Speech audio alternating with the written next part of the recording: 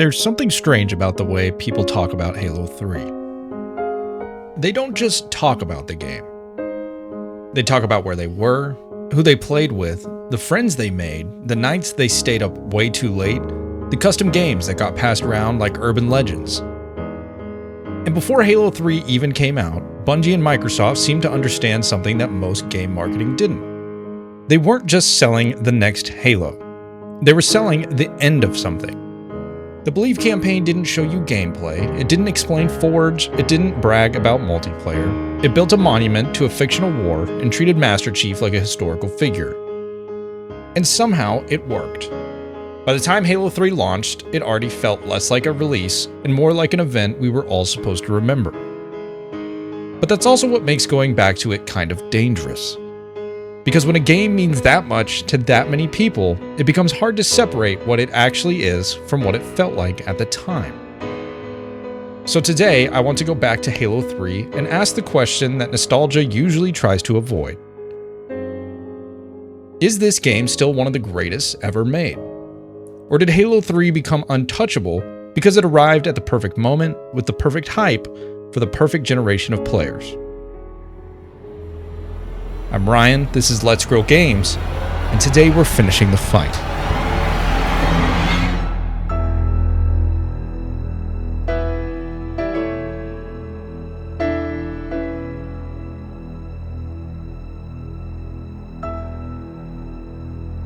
Halo 3 has got a problem. Almost everyone agrees that it's one of the greatest games ever made, but no one can seem to agree why. Was it the campaign, the multiplayer, or Forge?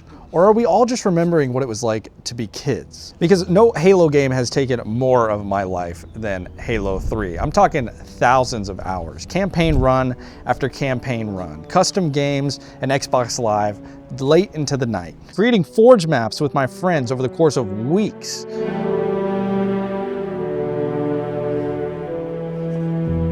You see, to understand Halo 3, you have to understand what gaming looked like in 2007. Halo wasn't just Microsoft's biggest franchise, it was the Xbox franchise. Halo Combat Evolved had changed console shooters forever. Halo 2 had transformed online multiplayer and introduced millions of people to Xbox Live. And now for the first time, Bungie wasn't scrambling to ship an unfinished sequel. They had the time, the technology, and nearly 6 years of building Halo under their belt. The expectations couldn't have been higher. This wasn't just another game launch. It was the conclusion of one of the biggest trilogies in gaming history, and millions of people were waiting to see if Bungie would stick the landing. And against all odds, they did.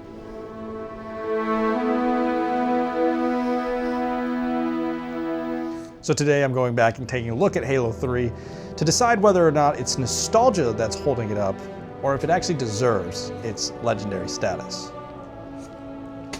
And it's a stupid question. It's a legendary game. I mean, look at this. Come on. It's Halo 3.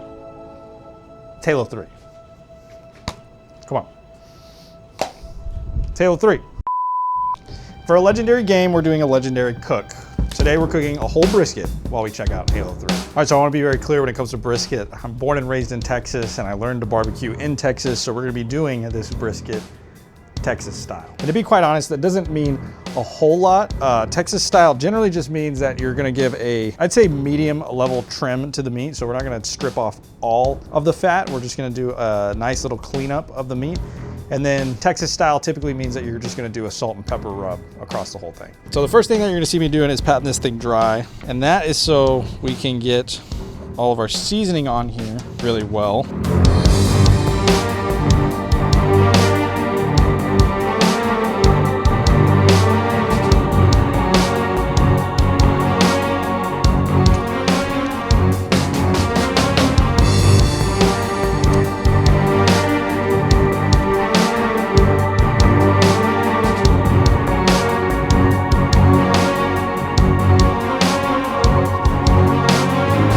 All right, I got some iced tea. Here's where we're at with the meat. So what we have is we're using just some regular old yellow mustard for some binding. That goes on first. Next thing that's gonna go down is gonna be the salt and pepper. And you can stop right there. Stop on your right foot, don't forget it. It's just salt and pepper. There you are, your Texas style. Throw it on the smoker, you're ready to go. What I like to do is I like to go over it with some of this HEB Texas brisket seasoning. But that's it, it's trimmed up, it is seasoned up, and we are just waiting for the smoker to get up to temp. We're gonna be running it at 250. It looks like we're just about there.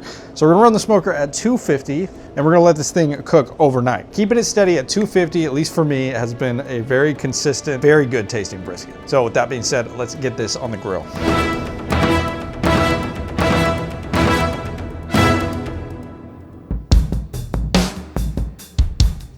But before we talk about Halo 3, we need to talk about 2007, because Halo 3 didn't launch in a quiet year. It launched into what people still consider one of the greatest years in gaming history. This was the year that BioShock redefined immersive storytelling. Call of Duty 4 changed multiplayer shooters forever. Mass Effect introduced one of gaming's greatest RPG trilogies. And then there was the Orange Box. Do you guys remember the Orange Box? Dude, I loved the Orange Box. Half-Life 2 Episode 2, Portal, and Team Fortress all in one package. Dude, that thing was great. Not enough people played the Orange Box, I tell you what. Even Super Mario Galaxy showed up, reminding people why Nintendo was one of the best game makers. And even still, we're not done yet. Rock Band changed how people played games together in the living room, and even Assassin's Creed introduced a franchise that would span decades. I mean, the list goes on. Almost every single month of 2007 produced another game that would become legendary. Yet somehow, even amongst all these games in 2007, Halo 3 still felt like the biggest event of the year. And that wasn't an accident. By this point, Halo wasn't just Microsoft's biggest franchise, Halo was Xbox. And now Bungie had one final chance to finish the fight. The pressure couldn't have been higher. Unlike Halo 2, Bungie wasn't racing to stitch together an unfinished campaign after months of brutal crunch. This time they had the experience, they had the better technology, they had a more mature Xbox 360 to work with, and they had years of player feedback telling them exactly what people loved about Halo. Everything had been leading to this moment. But for me personally, none of that mattered. I wasn't reading gaming websites, I wasn't following developer interviews, I wasn't paying attention to review scores. I was just a kid counting the days until Halo 3 released. I remember wanting the Legendary Edition of Halo 3 so badly as a kid. The Master Chief helmet was one of the coolest collector's editions I had ever seen, and I was so excited for it. That thing is incredible. Comes with a little stand for you to, oh, there it is. But I was too young, it was too expensive, and I settled for the limited edition with the Steelbook, which I'm still really happy I got. But looking back, I'm honestly just grateful I got to experience Halo 3 when it was new. Because I don't think there will ever be a launch quite like it, for me personally. Because Halo 3 isn't just my favorite Halo game, Halo 3 is my favorite game of all time. All right, so I'd say it's been about 5 hours. We're back checking on the meat, and it's looking pretty good, but I am a big believer of keeping it simple. And this definitely goes against the grain when we're talking about brisket, because you're gonna find all kinds of people that want you to wrap it, to spritz it, to do all these different things to it that are so interesting and supposedly add so much flavor to it. We're not gonna flip it, we're not gonna spritz it, we're not gonna wrap it. We're just gonna keep monitoring our temperatures, monitoring the look of it, make sure that it's not getting too crispy on any of the sides, and we're just gonna let it ride. And honestly, it's not too dissimilar to the Halo universe. Halo CE was the bare bones game of Halo. It was just the main components of Halo. It wasn't this big fleshed out story, there wasn't this intricate universe, they didn't crunch their faces off to get it out. Halo CE was just the first introduction of Halo. That's what this brisket should be. And later on, I'm gonna make an amazing brisket by wrapping it and spritzing it. And then later on, you're gonna realize that maybe you just wanna try a few things, and that will be your Halo 3, your brisket. The one that you get to take as much time as you want with and do all the things that you want to it. But speaking of Halo 3, the gameplay itself feels fantastic. Master Chief feels heavy without feeling slow like he did in the first Halo. And one of the most interesting things that was added is equipment. Equipment adds this layer of strategy that doesn't break the Halo formula. And it's one of the things that I think is most important in the Halo universe. Equipment in Halo 3 highlights how the Bungie devs were willing to go outside of their comfort zone and try something new and present the community with something different. They were willing to take a chance and have passion behind their project and try something new, which is something we really don't see in video games these days. Developers are not going outside of their wheelhouse to try new things. Nobody wants to take the risky move like Bungie did.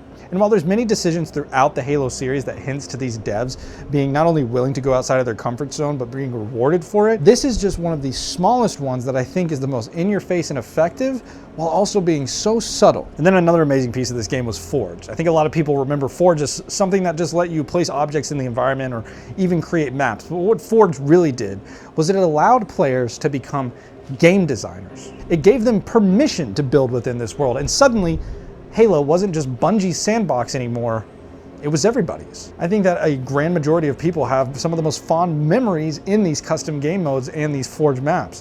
Things like Duck Hunt, Jenga, and Trash Compactor are things that come to mind when you think about your days spent in Halo, and are probably where people spent a grand majority of their hours. It really is truly amazing if you think about it, because Bungie built one game and the community built thousands more.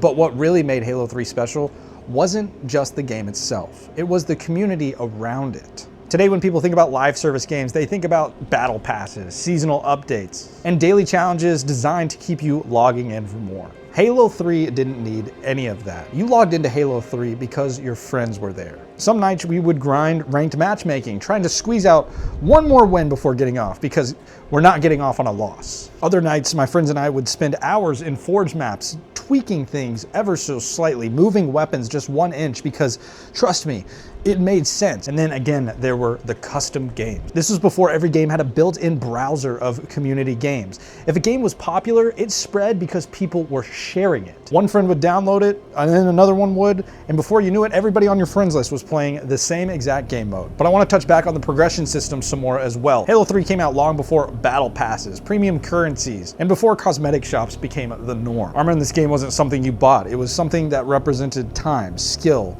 dedication, and an accomplishment. But even if you never touched any of that, even if you never touched multiplayer, Halo 3's campaign was worth playing almost more than anything. They let me pick.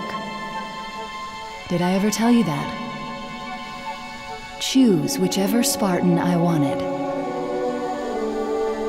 You know me. I did my research, watched as you became the soldier we needed you to be. Like the others, you were strong and swift and brave. A natural leader. But you had something they didn't. Something no one saw but me. Can you guess? Luck.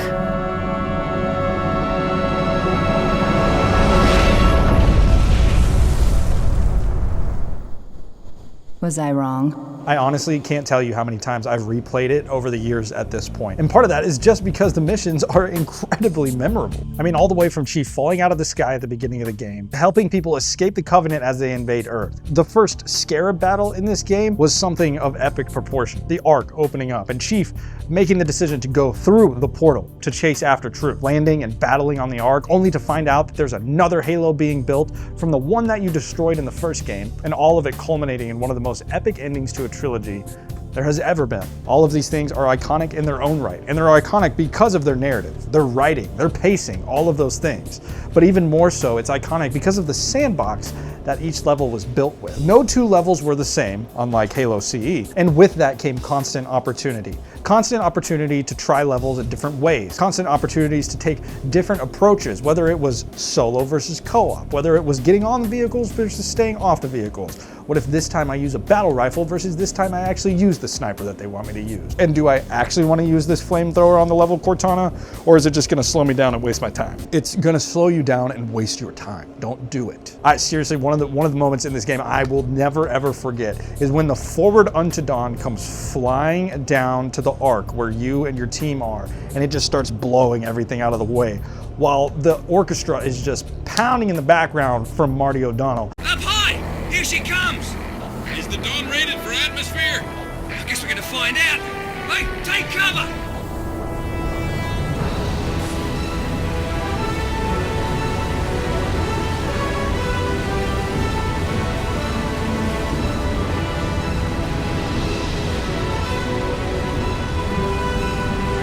Thanks, Chief.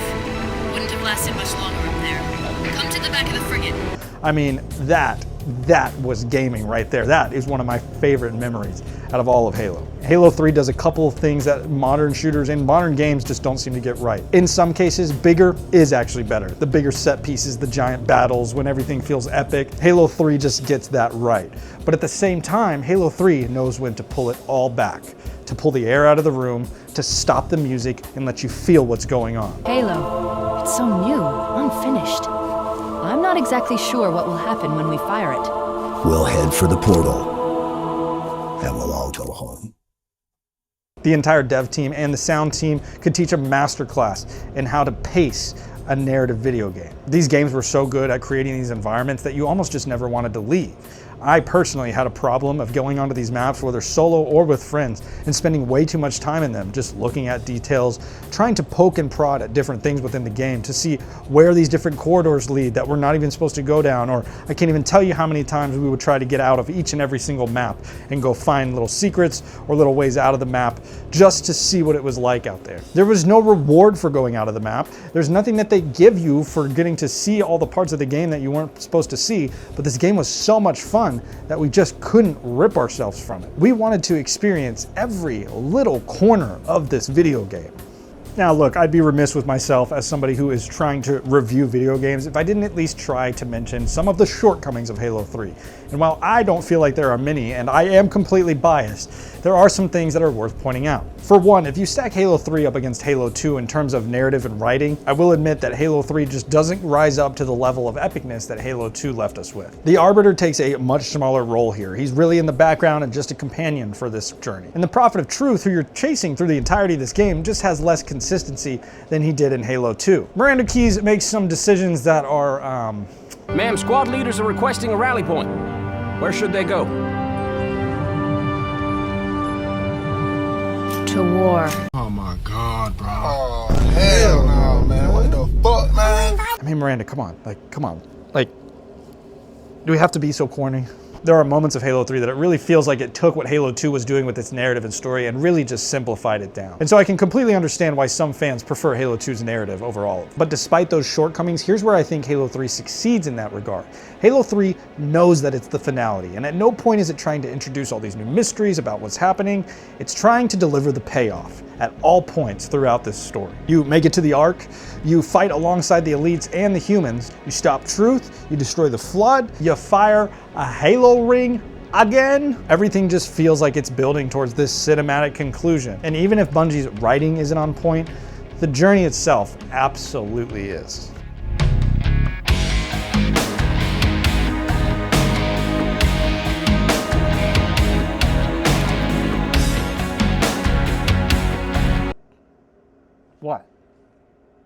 What? All right, so obviously it's almost 3 a.m. here, and we are checking on the brisket. I'm doing a voiceover because it was early and I was not recording any voice. So we're taking it out, getting it set here, and we're going to get it wrapped up. It is now up to temp. We are just wrapping it so that way it can rest, and we're going to rest it in the oven until we're ready to cut it up tomorrow morning.